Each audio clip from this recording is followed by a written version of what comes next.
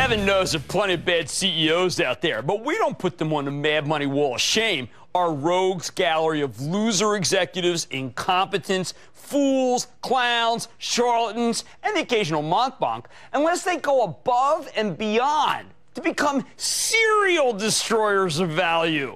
So when we went looking for someone to fill the shoes of Tony Hayward, the soon-to-be ex-CEO of BP, who occupied the top spot on the Wall of Shame, it wasn't easy. Shoes? They're more like war canoes. This guy presided over one of the most catastrophic ecological disasters in recent history, perhaps ever, and claimed that he wasn't involved in any of the decision-making. Hayward didn't even seem to want to take the responsibility for his haircut or whether he was wearing boxers or briefs. Too difficult to look down and find out. On Monday, well, when we shipped Tony Hayward to Siberia, well, we had to start taking some nominations from you, the viewers, to fill that brand new coveted spot in this league of totally unextraordinary gentlemen. But on Mad Money, where I happen to be the judge, jury, prosecutor, and executioner, a la Stallone and Judge Dredd, only unlike that movie, this show's watchable, I make the final decision. We had a tie based on the nominations emailed in from the home gamers, Gerald Arpey of AMR, parent of American Airlines, and Steve Ballmer of Microsoft. But on the final review, I couldn't countenance putting either of these two gentlemen on the Wall of Shame. Arpey's actually made money for his shareholders since he took the helm of AMR, outperforming the S&P by a factor of 4 times, avoiding bankruptcy for his airline. No small feat. And while Ballmer at Microsoft has indeed presided over a 52% decline in his stock since taking over, and his inability or unwillingness to compete in new markets has caused the company to stagnate, after hearing from the company's analysts today, you know what? He doesn't belong on the wall. Certainly not in the top spot. I mean, come on. This is too hallowed and revered. So who do I think does? Well, pretty easy, frankly, in the end. The boy genius, Michael Dell of Dell. You know how I found this one? I stumbled onto this one while researching Ballmer's case. I felt like I was a defense attorney for Ballmer. I looked at the compares, the other companies in the sector, to see how much better everyone else did, right? Because I figured, oh, man, down 50%. Could anyone be worse than that? And I was shocked to see that Ballmer's been pantsing Dell. Even he's hardly a paragon of executive performance. Man, oh, man, if you thought Ballmer's performance at Microsoft's been bad, stock down 52% since it took over January 2000, you better believe Dell, down 70% over the same period, has been positively catastrophic. Why does Michael Dell, who's been chairman of the board at Dell since he founded the company in 1984, served as CEO from 84 to 2004, and then took the reins again in 2007, why does he deserve this dubious distinction? Well, you know what? He's guilty of laziness, of sitting on his laurels, allowing his company to go from leader to laggard while its stock crumbled beneath his feet, competing for a life sentence in the cell block. Believe me, I don't put a guy like Michael Dell on the Wall of Shame lightly. And I know some of you agree, since we've gotten your emails. This man was a legend back in the 90s. Now, I do operate under the "what have you done for me lately" thesis, because I am not cutting the cloth of Thomas Jefferson. But, you know, he built Dell into the leading player in the PC business. But that's what makes his track record so disappointing. I'll admit that Dell has done a lot to diversify its business away from PCs and low-end servers, tries to become a one-stop shop for information technology. But the company got started on this transition way too late in the game, still gets more than half of its revenues from the shrinking PC market. Well, okay, shrinking is relative, all right, so you guys write me, hey, listen, it's really growing. Who wants to own a PC maker, though, when that market's growing in the mid-single digits, when you could instead have the explosive growth in cloud computing, or the smartphone biz, or, of course, Apple? It's not just that Dell hasn't done enough to diversify his company away from personal computers. It's also that he's running probably the worst PC business out there, totally worst to breed. Historically, Dell has massively underspent its competitors when it comes to product development, just 1% of its revenues to R&D, while companies like Cisco, Hewlett-Packard, IBM, Oracle devote an average of 8% of their sales to R&D. That makes it incredibly difficult for Dell to innovate or even put up a fight against these companies when it comes to making high-end tech business. You know, really difficult. Dell can't compete. It can only compete on price, and that's getting harder and harder to do as Asian manufacturers like Acer gain strength, take share at the low end of the market, further eroding Dell's margins.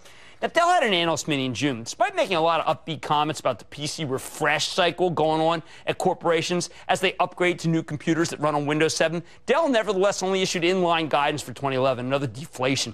Even when the winds at this company's back, it can't really impress. I mean, when you talk about taking capital out of a market cap from Apple, it is just a one-way ticket out of Dell. Despite this track record of underperformance, how's Michael done? How's he done in this game? I guess he must be suffering with us, not doing well. Well, I don't know. Is taking home $454 million in the last decade, is that suffering? Suffering catfish.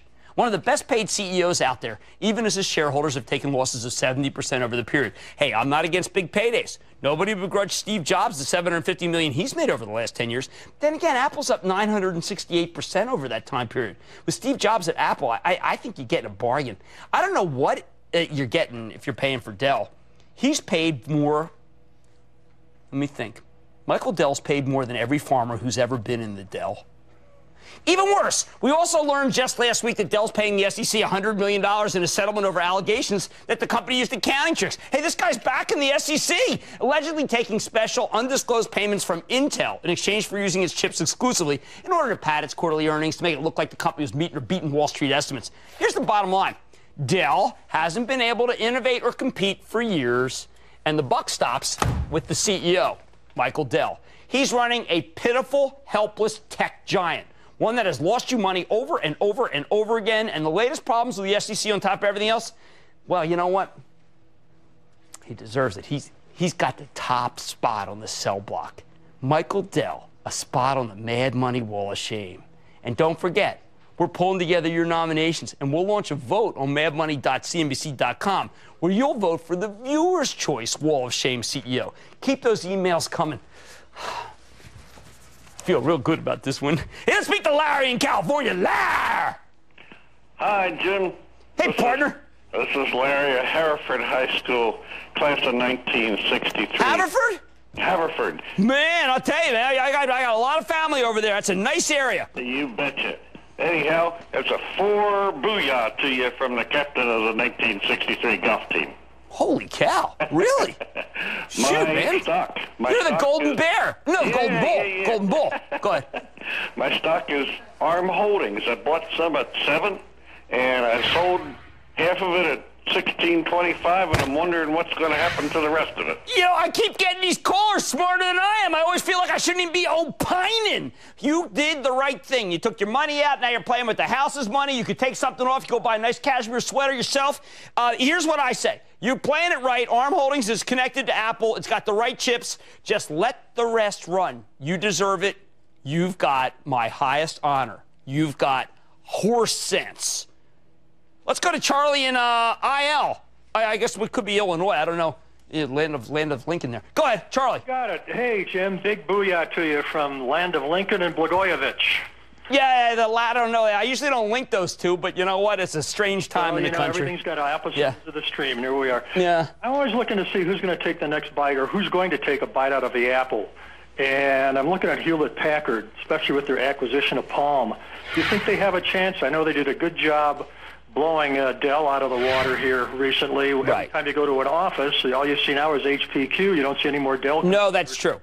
You know what? I'm going to compromise. I'm going to split hairs. You're going to say that I'm a wuss. I think there's room for both companies. I don't think Hewlett-Packard should be losing and Apple should be gaining on a one-for-one basis. I think there's a lot of room in this world, and not the country, but this world, for both Apple and Hewlett-Packard. I think they both can go higher. Hewlett is very cheap. So is Apple when you back out the cash. Why don't we stick with Illinois? Let's go to Robert in Illinois. Robert. Hi, Jim. This is Robert from Bartlett, Illinois. I just wanted to say a big thank you for all the help you give us home gamers every day. Thank you, Chief. Let's go to work. I would like your opinion of a stock out of King of Prussia, Pennsylvania, called Interdigital. I knew as soon as you said the King, I knew it was going to be Interdigital. I always look at it because I used to play Upper Merion and we buried them. Well, that's King of Prussia. I've been hanging out of those stocks for the last 5 years. The trade between 20 and 30. They reported good earnings yesterday. Yes, they did. Trading with a PE of about 8. Jim, is this stock ever going to break out? Well, you know, it's not it's kind of an intellectual property stock, which is why it's always struggles. I mean, I feel like that what'll happen is you're not going to get rewarded for the earnings. You can hold on to it, but it's not a true growth situation. It's been like this forever, and I think that you are just going to have to play it up and down.